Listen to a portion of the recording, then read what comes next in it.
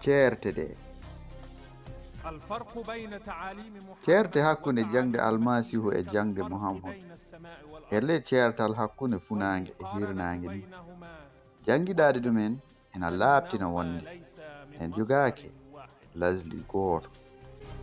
waasde yaafaade.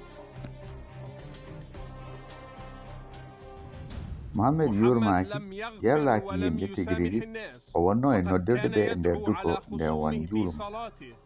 en jangi ko way noon nder sahih muslim to nelaaɗo wi'i nder juuluma ala hut ɓiɓɓe lahyan e raala e sakwaan e usayya ɓe ngoppi allah e nelaaɗo mum. e nder hadis goɗɗo nayi o yenani hiinde arab wonde on heege o wi allah yo naarogol ma hetto e madaro mbaɗana ɗumen no duuɓi yusufa ni.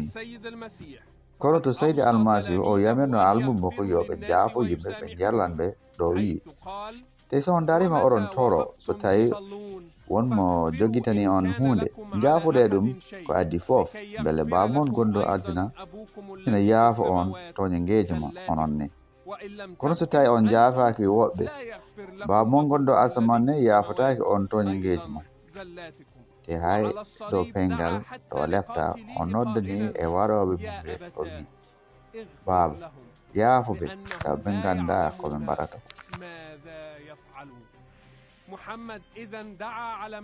muhammad ewni wonde ɗumɗoɓe dow gokoɓe ɗo ɓe jaafataki.